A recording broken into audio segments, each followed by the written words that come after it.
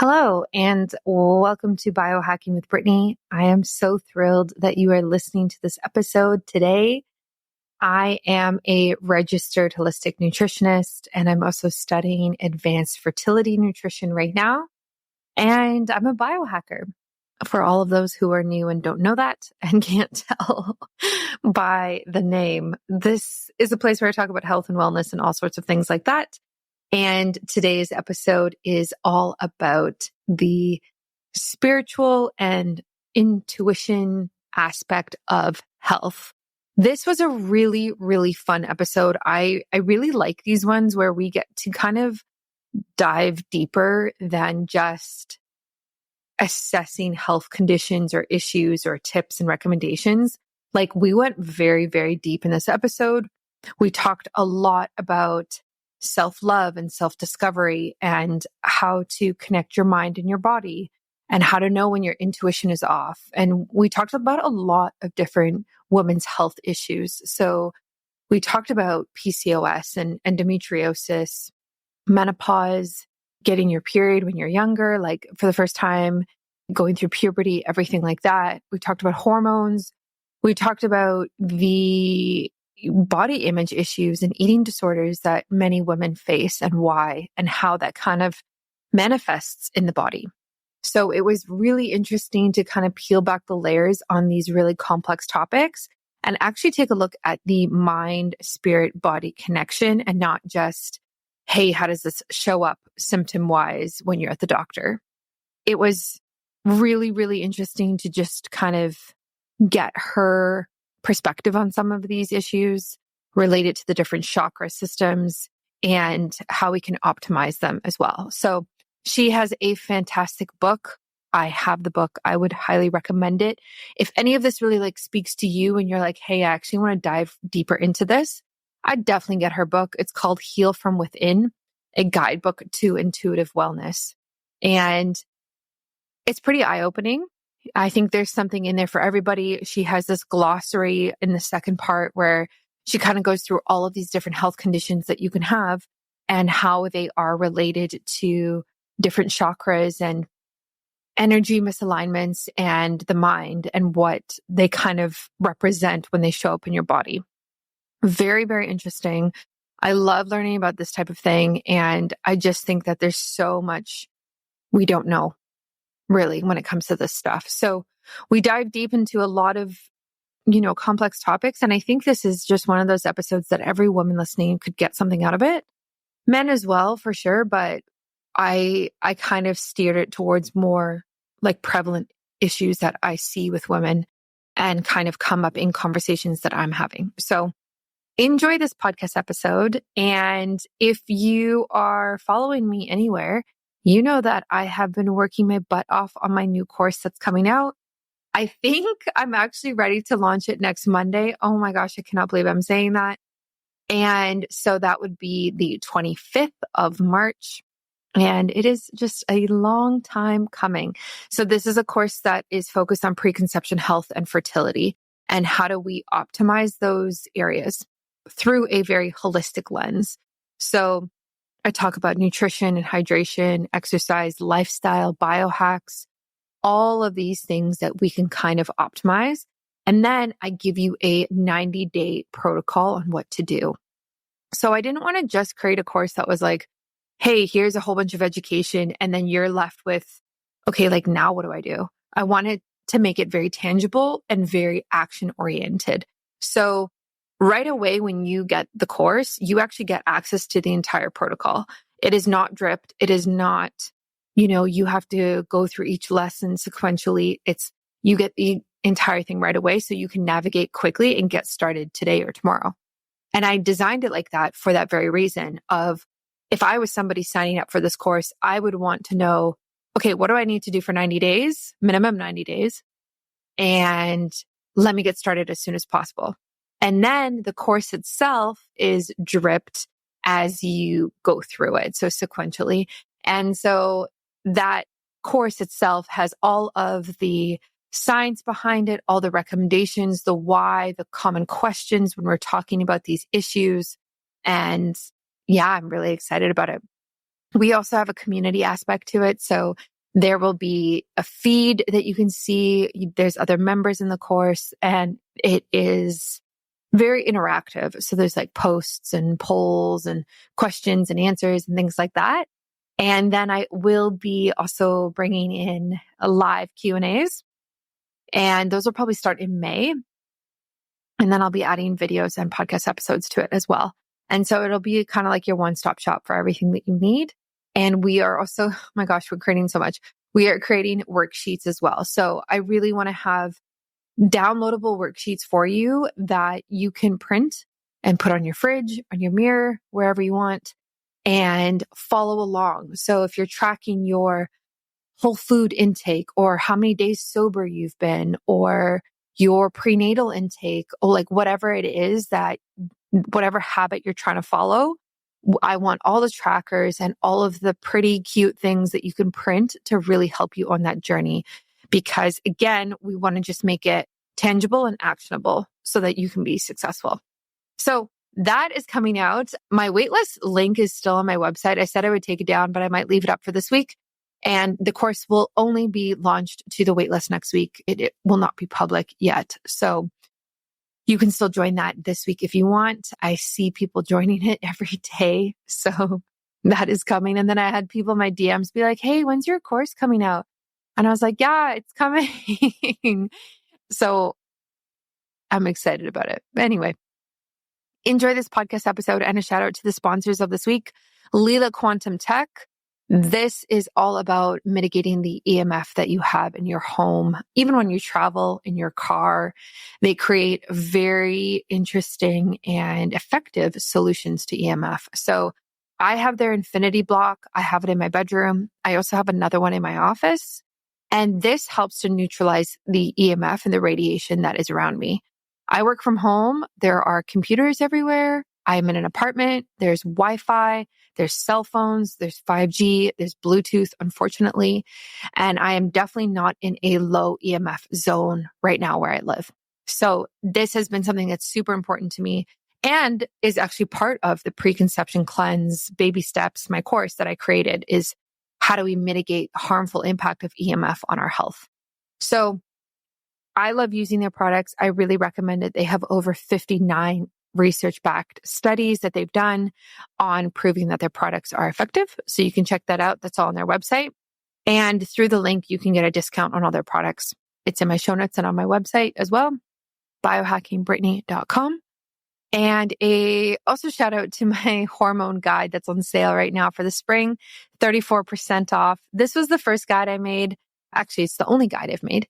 And it's all about balancing your hormones through cycle syncing. So if you've always been interested in cycle syncing, this guide is made for you. And it's fantastic. And I love it. And I love all the positive feedback I get from it.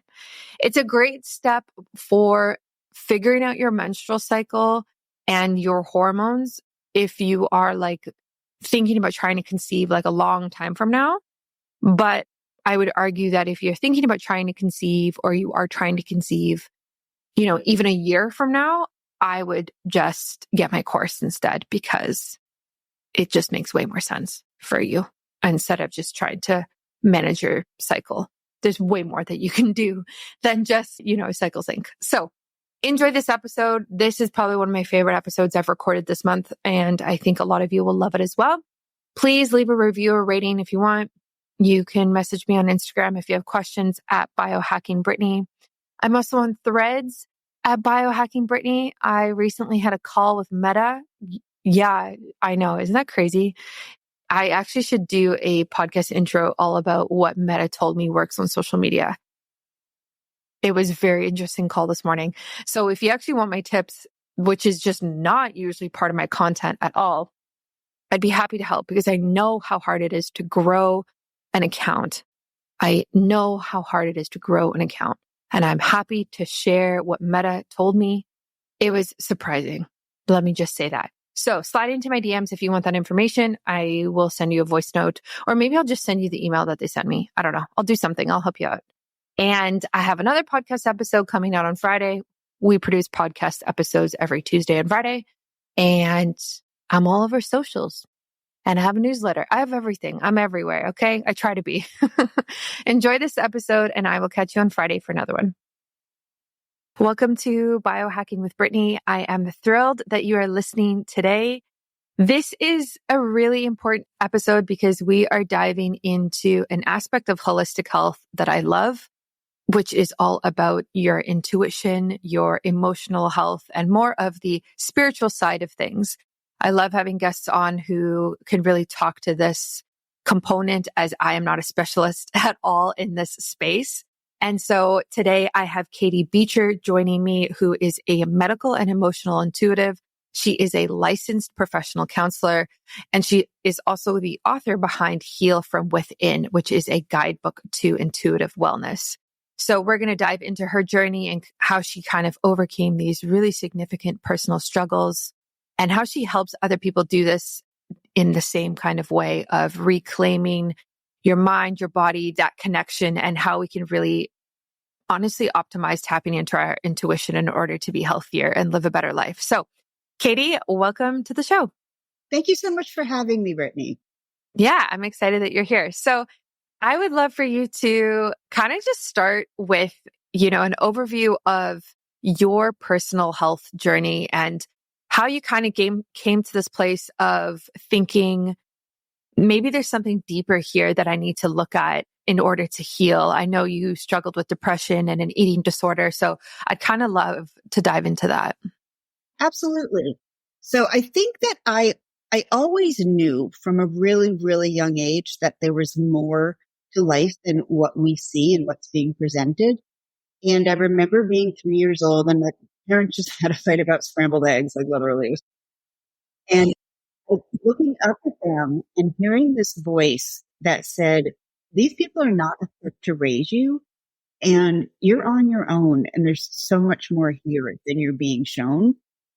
So that was, I don't have a lot of memories from childhood. So to actually remember, that's pretty significant. And as a result of being bullied for going through puberty early and my dysfunctional family, I developed depression and a pretty serious eating disorder. I was bulimic and throwing up 3 times a day, and it was not fun. I decided I didn't want to live anymore. I had, really battled that for a good 4 or 5 years at that point and hadn't told anyone, was too ashamed. And I had a suicide plan. I was ready. And then I don't really know why, but one day I just came home from school and said, I'm like done with this whole thing. I want to get better. I don't want to die. So I called her, didn't tell anyone else. I never told anyone, and let him know what I was doing. And he gave me the name of a therapist who is a Jungian therapist, so Carl Jung, Jung, who fortunately his philosophies were very open to intuition and mediumship and even astrology and mythology and looking into, he came up with the shadow self concept. So that really made sense to me because I was just starting to get to know some of my intuitive abilities, but didn't know what to do with them. And they were scary. So very long story short, she taught me how to connect to my intuition, how to befriend my symptoms and the eating disorder so they weren't so scary. And I was able to hear their messages and learn from them instead of just being afraid and feeling like there was something wrong with me, and learning about my intuitive abilities. And it was at that time that I knew I wanted to go on and use my experiences to help other people and write my book and become a therapist and all the things. So that's where it all started. Yeah, I love that. I think it's interesting that you were able to connect your intuition and kind of embrace these psychic and medium abilities. What was that process like for you? And like, how did you get there? And then how do you now, like, how does it influence your counseling practice? Like, does that just come to you when you're meeting with clients one-on-one? Like, how does that kind of all work and tie together? Yeah, sure. It was a long process. I always just would, even, as I said, when I was young, I would be able to really tune into other people's thoughts and feelings, have sort of out of body experiences where I was observing things that happened in my family that I knew were not right. I was conscious of communicating with dead people on the other side. I had a boyfriend at the time whose dad died, and I picked up information for him. So helped him with some healing. And over time, my abilities have really developed, and they were probably always there, but I just wasn't open and didn't know about them. Like, I didn't really know I had medical intuitive abilities until I guess maybe 10 or so years ago. And so currently the way that I work is just knowing someone's name and age. I create a really extensive 4-page report about everything in their entire life that's impacting them positively or negatively. And it's things like now and in the past, and, relationships and traumas and childhood events and physical and emotional symptoms and all that kind of thing. Looking for the root causes of the problems and also strengths that they can use to heal. I create an intuitive soul painting out of watercolor, which also gives me some symbolic information from my guides. And then I send the painting and the report before I meet with people. So I don't know anything. Don't talk to them first. And then during our meeting, we discuss everything in there. Any questions they have, I get tons more information from my guides. And we work on, developing a plan to help with all the issues that came up. I cannot legally or ethically diagnose, and anyone who does that, it's not okay. But I do identify symptoms and people verify them. And then I have medical professionals that I refer to who I can help, people get actual diagnoses and treatments and things like that. So that's how I operate. Yeah, I love that. I love the idea of a intuitive soul painting. I think that's really cool, and it's not something I see a lot of. And it's also great that you actually send all of this to the client before you meet with them, because that just shows you how intuitive and how tapped in you really are, because you're able to kind of pick up on all of this just based off of a name and a date of birth, which I think is fascinating. Do you ever encourage clients to potentially explore this idea of painting themselves? Or is that something that you think is better off for someone like you who can kind of tap into these spaces? That's a great question. And yeah, it's a name and an age. I don't even get a birthday. But a lot of people think that. And I've had people say, well, you can Google people or whatever, they're, social media. And the stuff that we get into isn't on social media. You can't Google it. It's so in depth. So actually, part of my book, I teach people how to do the intuitive soul paintings, because it is something anybody can do. And I've actually done workshops on that too. You need no artistic ability to do them. And you just kind of, tune in. Like when I do them, I put the person's name down. I start with a color and I just start creating either like something that looks kind of like a figure, or it could be a plant or a flower or an insect or something that symbolizes the person. And so the colors all mean something. The position of the body parts all mean something. Sometimes people have wings. Sometimes there's a lot of kind of arrows where, energy is being exchanged, and like red parts of the body. So, for example, a lot of people have been through sexual abuse, and that's a really delicate subject. And so I don't always like to write it on the report, because you don't know who's seeing them, and also like delicate, And so it shows up on the painting sometimes with, redness in the second chakra area. And then we can gently talk about it from there. And it helps to have my counseling background too. If you're like me, you are thinking about your energy field, you're thinking about radiation, EMF, and 5G around you. And honestly, you're kind of worried about it as well.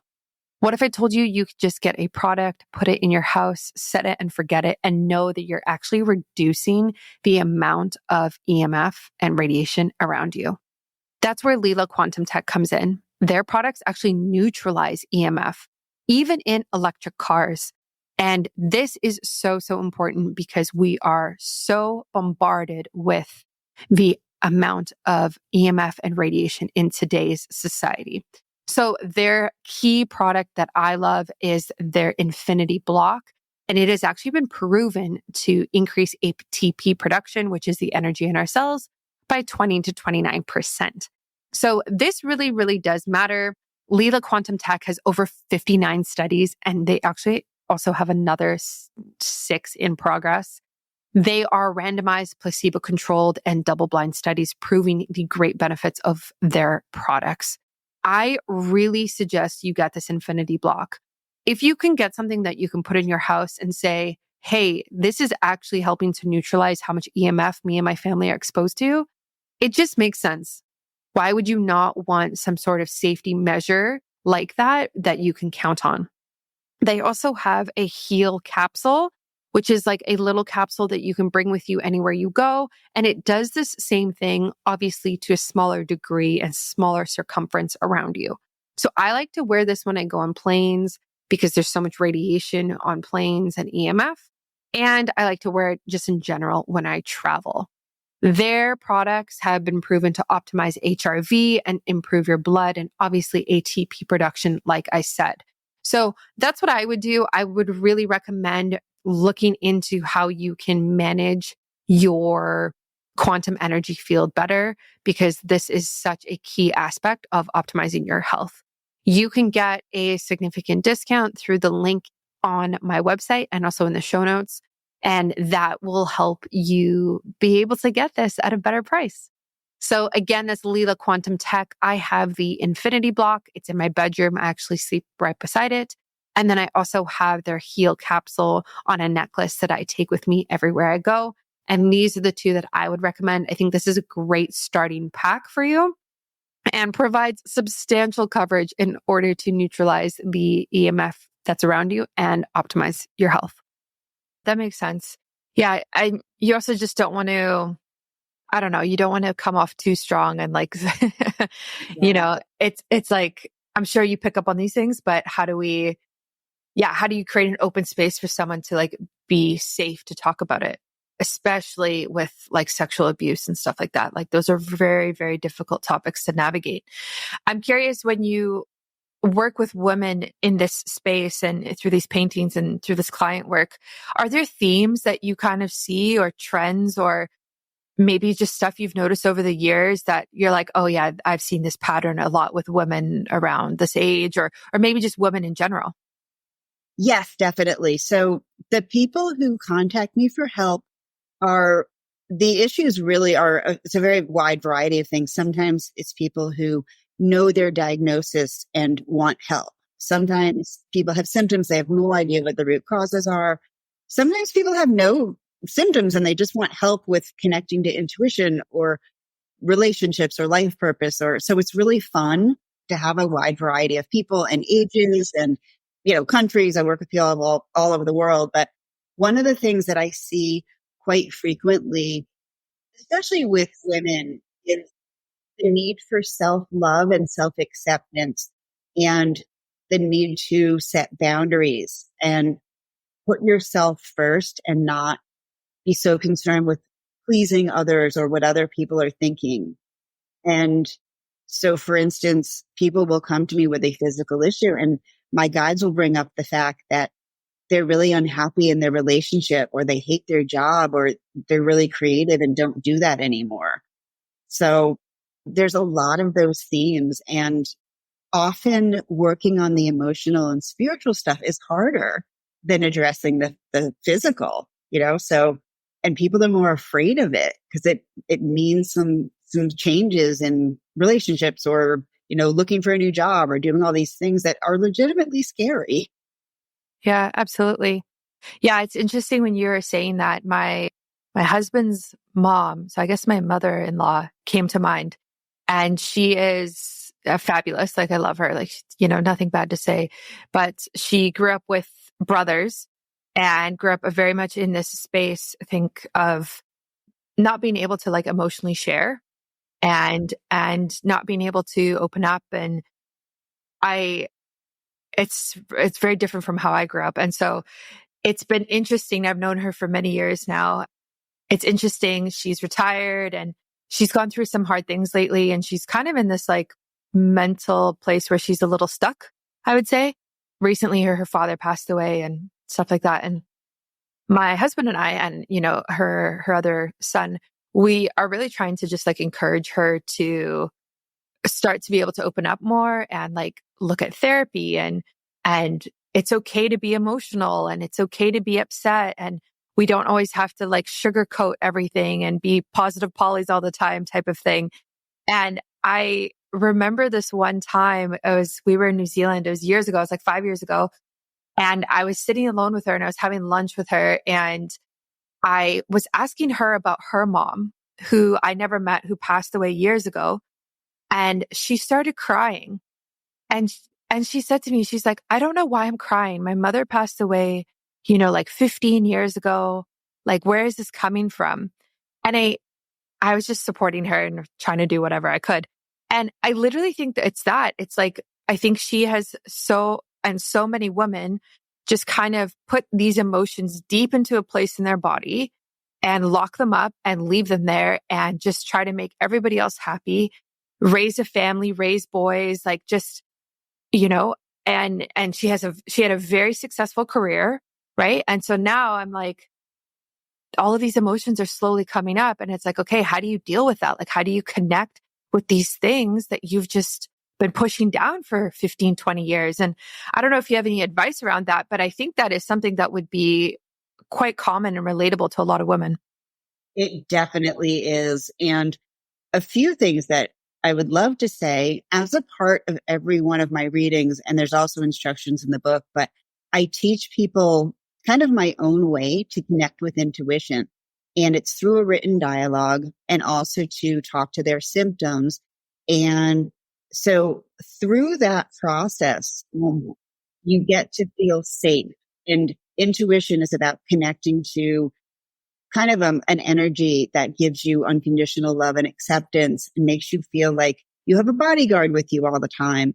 And it helps you ground. So being more self-centered, if you will, makes what other people are doing and saying far less important. Because if you think about a lot of the reasons why people are afraid to express their opinions or emotions, it's because of the reactions of others, and what they've been taught. So connection to intuition is great. And for someone who's held on to things for that long, talk therapy can be a really important part of things, but also things like, art therapy, symbolic things, doing movement. So any kind of movement is lovely, but even, like a dance therapy type of thing, but it doesn't have to be a dance therapy. But because we experience things with our whole body and feel them with our whole body, sometimes just talking doesn't adequately release things or give us the permission. Or also, when you're not connected to your feelings, you often live kind of outside your body. And so you don't feel grounded. And so when you begin to move, there's an immediate connection to the body. It's hard to kind of shut that down. So I find that the whole, using all of those different techniques and just also trying to figure out, who are you? What is your authentic self? And there's tons of aspects to our authentic self. So it's part of what I work with people on too. But there's so many things you can do. And she's lucky to have your support. Are you confused on how to balance your hormones and understand your cycle? Maybe regulate it, reduce the symptoms that you're dealing with, like PMS, cramping, pain, headaches, insomnia, things like that. I created an ebb and flow menstrual cycle guide that talks all about this, and it is now on sale for the first time in a very, very long time.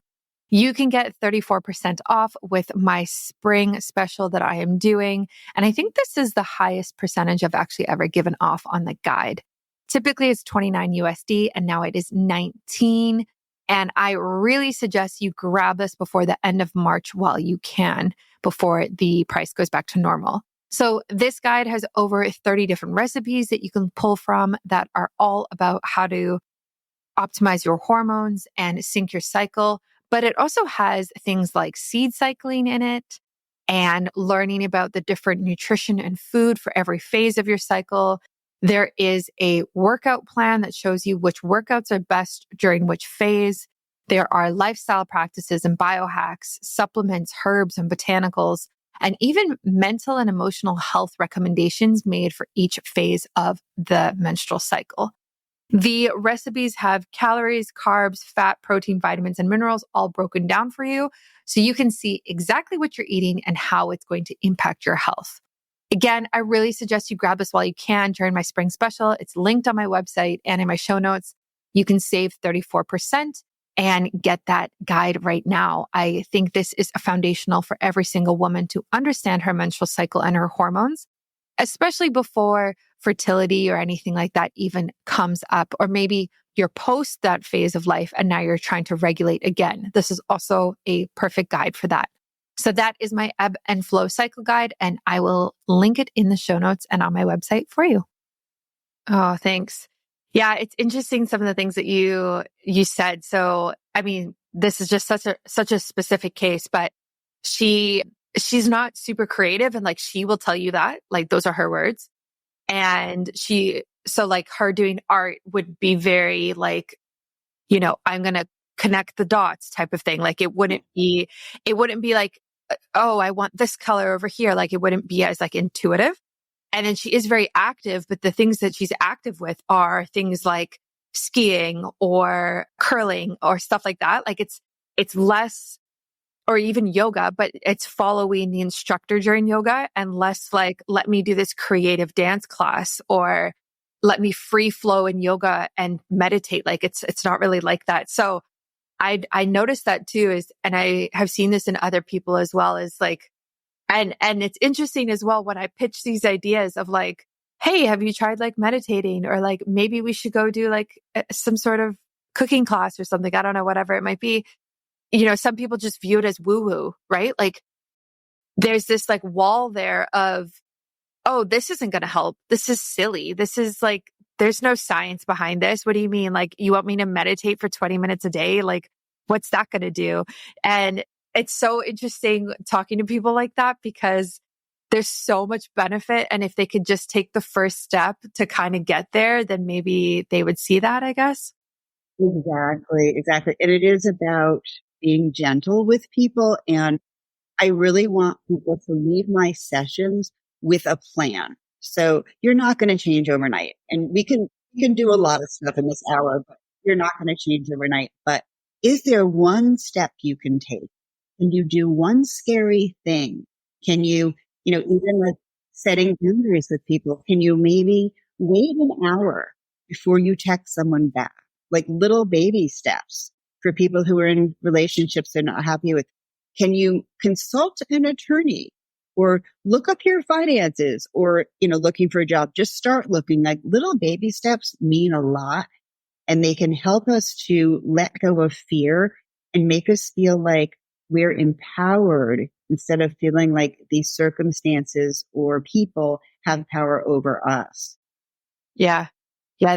That's really huge. It's such a journey. And sometimes, unfortunately, it takes like life events or circumstances to drastically change in order for you to be like kind of woken up. And I've seen that with other people in my family where, sometimes it's unfortunate events, but then there comes this healing that probably would not have come if they had just continued day-to-day life. So maybe someone like gets fired from a job, and then suddenly now they're like, okay, like where's my life going? And then there's kind of this like reflection and that type of thing. So sometimes life shakes things up for us, I guess. Forces us to grow and change. I totally agree with you. And it's a necessary part of life. And sometimes people get really angry when you say that and they don't want to hear it, or they think that you're, not being respectful or understanding their suffering, like when I say that recovering from getting the eating disorder and even getting Lyme and things like that, like they were really important, and really important things happened as a result. And I'm super grateful for having the eating disorder, even though it was awful. So I can't imagine my life or my work being like this without having gone through those experiences. Yeah. Yeah, absolutely. So do you have any, I mean, just on the eating disorder note, I don't want to just dismiss that because that is such a significant issue for so many people.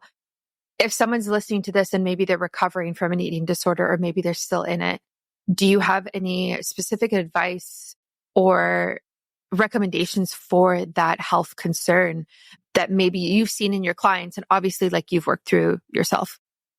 Yeah. And there's tons about this in my book too. One of the things I think is essential. Now, this is my bias, and I have to say that my daughter also developed an eating disorder, nowhere near as bad as mine, and she's doing amazingly. So there's that. I have a lot of different types of experience with it, but I have learned that the connection to intuition and the connection to self-acceptance and self-love is absolutely an essential part of healing. And it's not enough to just do behavior modification or to, have a food meal plan. Sometimes that can bring you more stress because you're trying to control what you eat instead of intuitive eating and listening to your body. You know, most, like a lot of the eating disorder programs really don't get into that very much. And I know that if I had gone into a traditional setting, well, because the last thing I needed was more control. I was already a control freak and it didn't work. So the learning to get to know who you are, being your unique self, having the courage to be different and do different things. And like, there's a huge connection with eating disorders and neurodivergence and creativity, which a lot of people don't know. So it's like our society isn't very kind to people who are different or who think differently or look different or act different. But yet those are the people who go on to invent really cool things and save the world and influence people. And it's like we're afraid of them. So the eating disorder becomes a way to release that shame or that pain or the fear or that disconnection from other people. So if you can get to know your symptoms and listen to them and talk to them and see them as which I know sounds crazy, but that for me, honestly, that is why I'm alive. That's why I'm recovered. And now those tools are so helpful to the people that I've worked with. Yeah, I love that so much. I haven't been diagnosed with a eating disorder. However, I've definitely had my fair share of body image issues and struggling to look a certain way, especially as a teenager and early 20s and that type of thing. And it honestly becomes a source of control. Like when my personal life, my family life was going through such a hard time, I could control what I ate.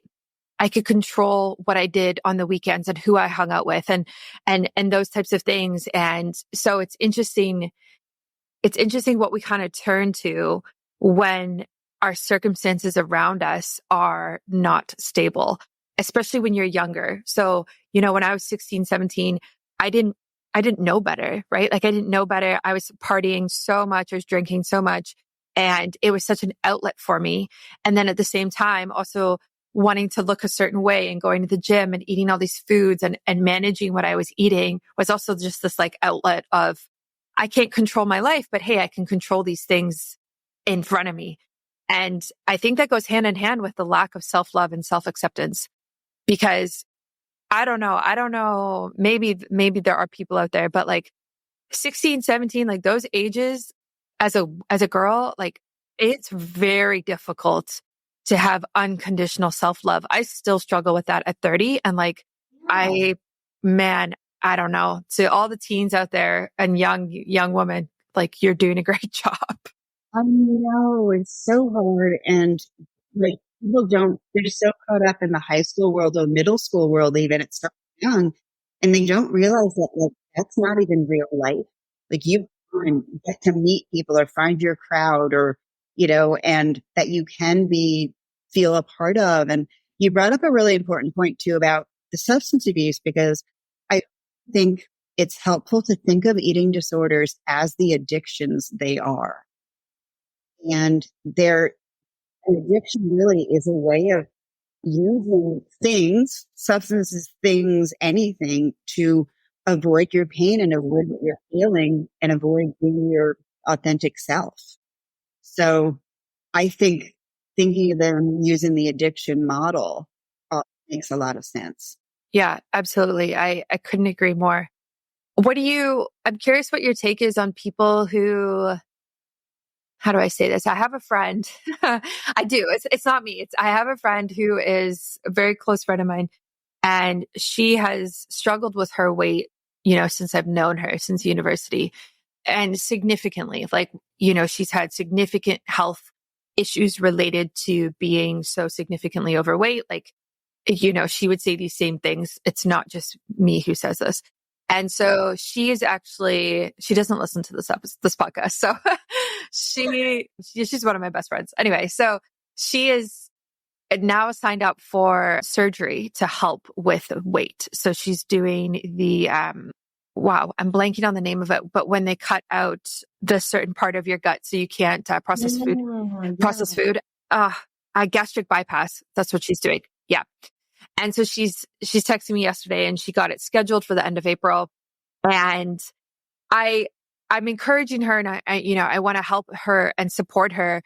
But at the same time, part of me is like, is this actually going to help heal the overall underlying issues that have caused this? Right. So I don't have experience in this space. I don't have experience with people who've gone to do this type of surgery and then had success or not had success.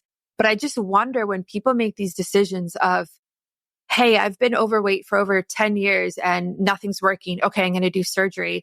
I just wonder if there's this aspect of like, have you done the work to intuitively connect with yourself? Like, what trauma triggered these overindulgence in eating and these behaviors, right? Like, I don't know if you've had clients like that, but I'm so curious if you can speak to the other end of the spectrum of the eating disorders where people overconsume in order to cope. Yeah, absolutely. And it's really no different than using the weight loss drugs too. I wish your friend would make an appointment with me before she gets her surgery. But so one of the things that when I work with people who struggle with their weight for a long time, it's very important to look at the root causes for why people maybe gain weight easily or have trouble losing. And there's so many. So even things like polycystic ovarian syndrome or metabolic disorders or, hormone imbalances, or there's so many number one physical reasons. And if you can address those and work on correcting those, then you can actually address the problem for a lifetime. So there's that. Emotionally, there's so many reasons. It's a addiction. It's disconnection from the body. It's using certain foods because they help your brain chemicals. So you may be self-medicating with food when you have depression or anxiety. It's really important again to get to those root causes. And there are, legitimate things, like it's definitely not just diet and exercise. And people judgmentally, I think doctors are just sort of like, yeah, but definitely the self-love aspects and there's so much to it. And people are so hard on themselves and they think they're fit. And because diets don't work, they don't teach you how to intuitively eat. They don't address the emotional things. They don't address trauma. They don't address stored abuse. I don't judge people for, having surgeries or taking weight loss drugs or, whatever. And there's been areas of my body, even my thighs, that I just could not lose. There was no way in hell. So I had some liposuction and I'm fine with that. But it was after I had worked a ton on my eating disorder, So I think before doing something like that, or because the weight loss surgery, you can't stop. Like if you're on the drug, you can stop that, or even while you're taking the drug, but it's really important to address those root causes and work on loving yourself, because I'm sure you've heard so many horror stories about people who have the surgery and then they end up, their health is really in jeopardy because they don't change the way they're eating and they end up really sick. Yeah, I mean, it's hard when we look at things like this because on the one hand, the surgery, if you can stick to it and get the benefits from it, it can help you be healthier, right? Like it can reduce your all-cause mortality, help with cardiovascular, like there are benefits, right? But at the same time, I always try to think about like the root cause of things, and surgery is such a significant decision, whatever surgery that you're doing, that I always think it should be like bottom of the list. Like, let's go through a complete holistic health healing for a few years. Like, get an acupuncturist, get the right supplements, get a coach, get, like really, really just dig into things. But to be honest, and I'm not saying this about my friend, but other people, like, it's too much work to do that. It's too much money. It's too much time. It's too much effort. And it's easier to be like, hey, I'm going to get this surgery and then I'm going to get the same results. And then, yeah, I don't have to like be as concerned about it. So do you have that kind of come up in other ways where people are like, yeah, I mean, I could do self-love, but like, that seems like a lot of work and I'm just going to turn Netflix on instead? Oh my goodness. Yes. Yes. Yes. Yes. Yes. And even things like, so weight, for example, symbolically, it can be a protection from the rest of the world if you have trouble setting boundaries. Boundary setting is hard because it means risking rejection and, how the world sees you. Weight can also be about physically being seen and heard. You are a bigger person. You're just stronger. If you don't feel comfortable being your true self or, expressing your feelings, that's another way of people seeing you and not being able to ignore you. Right. So, and that totally applies to literally every single emotional and physical health situation.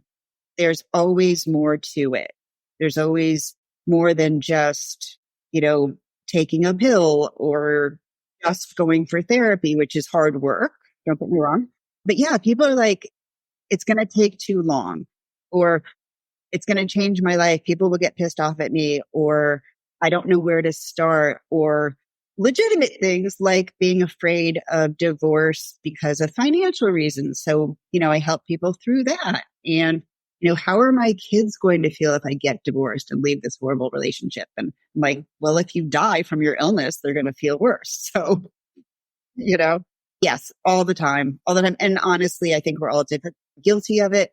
And we live in a society of quick fixes and they don't work. Yeah, they really don't work. And yeah, at one point you just get frustrated, right? Like and I've been there with different health issues that I've had of, you can't ignore it. You can't ignore and just turn on Netflix and pretend that it's going to go away every single day. Like there comes a point where you either feel so sick or you look so sick or the symptom is so bad that you're like, okay, I'm actually going to do something about it now. And again, sometimes it just takes people getting to that kind of rock bottom place for them to do something. But as crappy as that is, like it is actually very motivating. So I don't know. On the one hand, it's like, yeah, sad that we have to get there, but also it is beneficial. So I would love to dive into one component of your book that I really loved, and it's this glossary of healing that you have. It's part 2 in your book. And essentially you go through all of these different health issues and conditions that people can have, like all types of things, like, the fertility, which we're going to talk about, skin. I think, yeah, there's like a bunch of different things. Yeah. And you relate it to the different chakras in the body.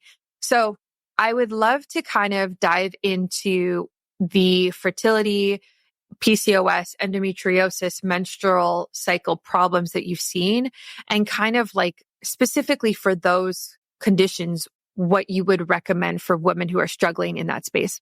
Yeah. So they're involved in a lot of different chakras, but sort of the most obvious chakra would be the second, which has to do with reproductive organs and, intestines and gallbladders and hips, those kind of things. So in my book, there's a chart for every chakra and then talks specifically about different issues. And so kind of overall with women who have these things, it's not uncommon for there to be sexual abuse or growing up in a family where your feminine energy and power is feared or pushed down. So there may be, misogynistic views and women who didn't feel very powerful, and with fertility and stuff. And actually all of those things, it's being cut off from your sexuality too. Like, sexuality is healthy, and there's a shame factor involved in our society of even like my addiction is pole and aerial. And sometimes I'll put up a pole video and people are like, oh my God, no, that's dirty and it's awful. And it's like, it's a sport work, right? But it's also okay to be sexy. There's nothing wrong with that. So things like with fertility to explore, how do you feel about being a parent? Are you afraid of repeating the cycle of things that happened when you were young? How is your marriage? Are you in a relationship that makes you, or relationship doesn't have to be marriage, but, how do you feel in it? Are you happy, or is having a baby a way to kind of make you feel closer or, needed or loved? And like the PCOS thing is super fascinating also, because a lot of that has to do with metabolic disorders. So people think it is about too much testosterone and hormonal issues, but it's also about how your body. The second chakra is something that comes up an awful lot, especially in women, because our reproductive area is so charged. And, even just like I was bullied, for example, for getting my period when I was 10.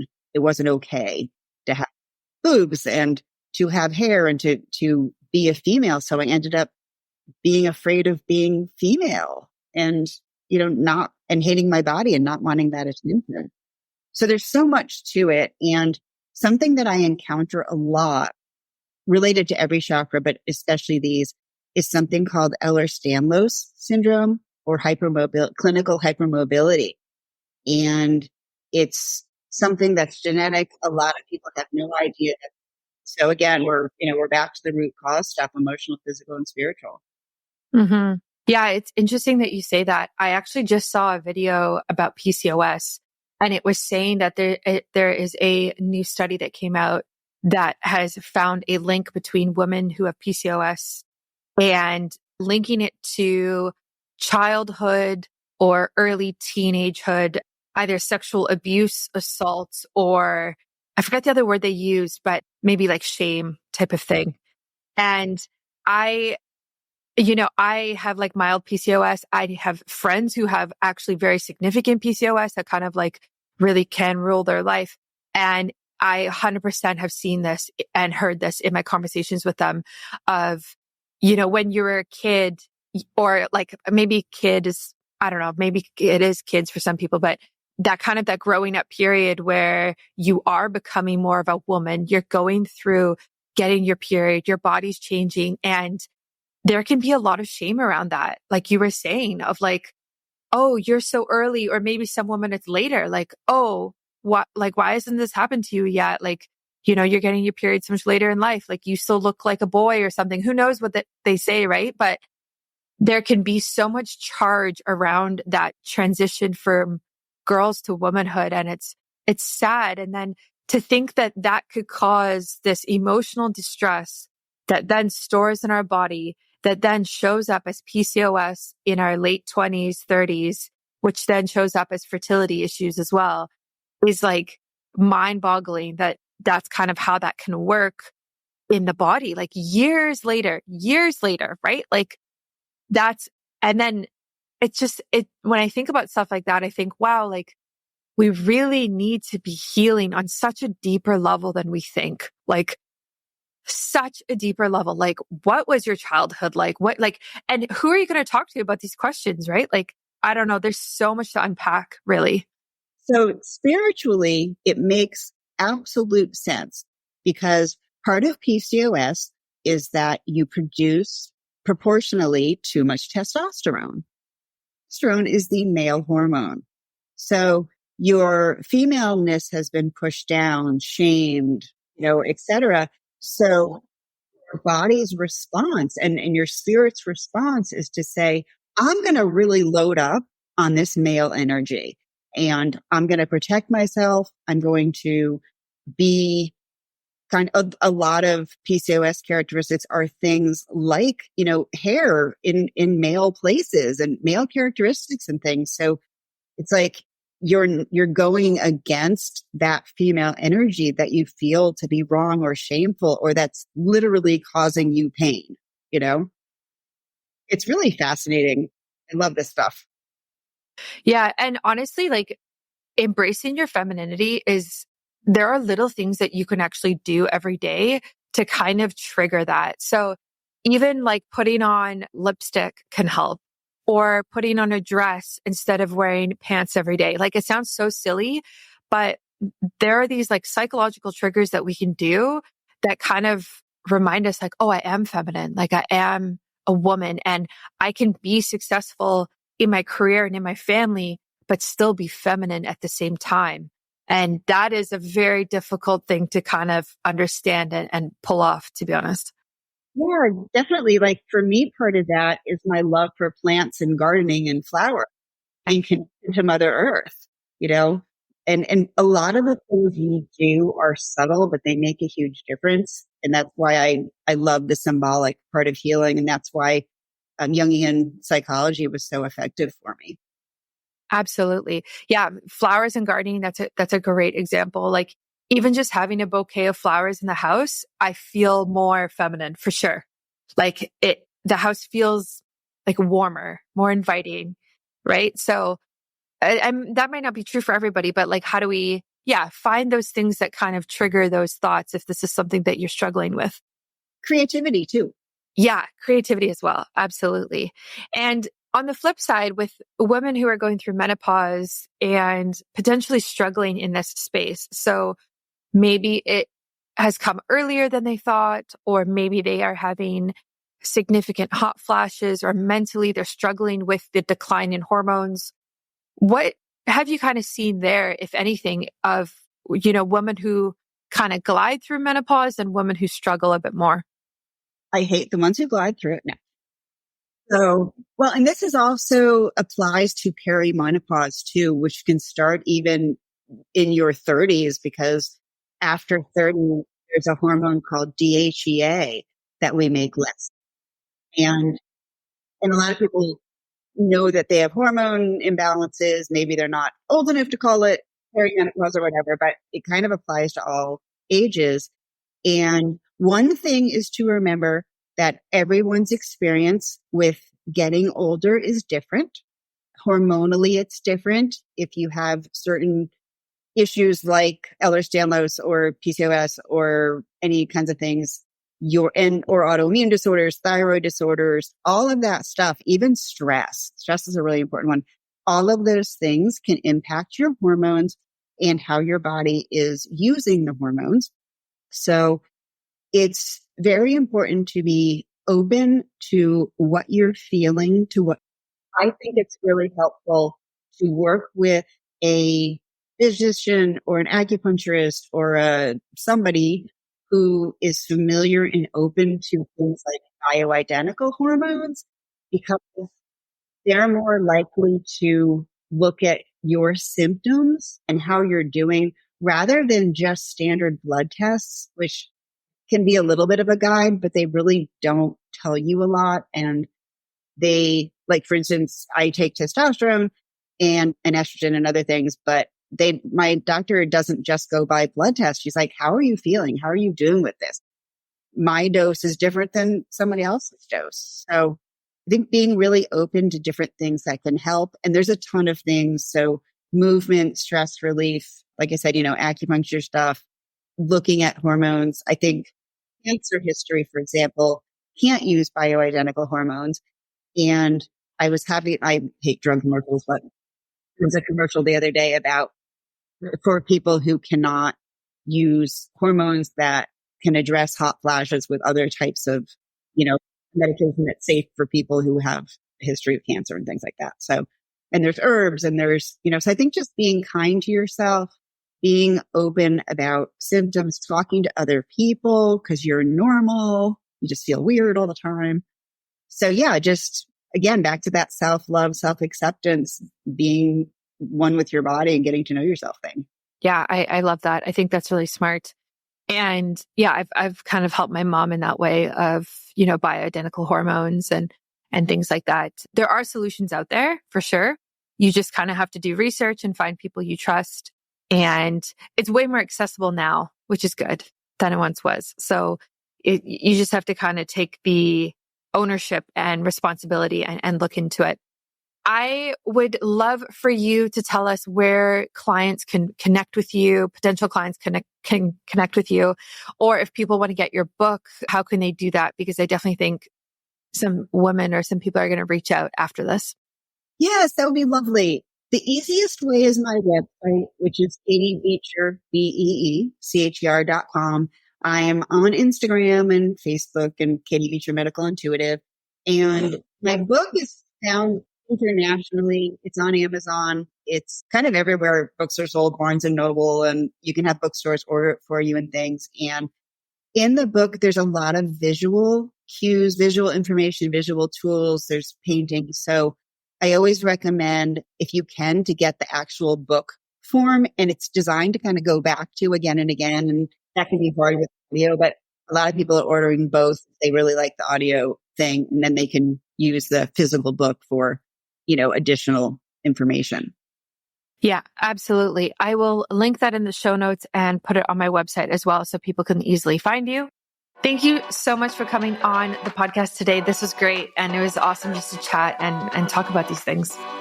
Thank you so much. Thanks for listening to another episode of Biohacking with Brittany. If you're interested in finding the show notes or the sponsors for this episode, you can do so on my website, which is biohackingbrittany.com. Remember to follow me on Instagram, where I'm most active. My handle is @biohackingbrittany. And if you're interested in working together and you want to email me directly, you can do that. My email is info@biohackingbrittany.com. And I look forward to hearing from you and having you tune in next week.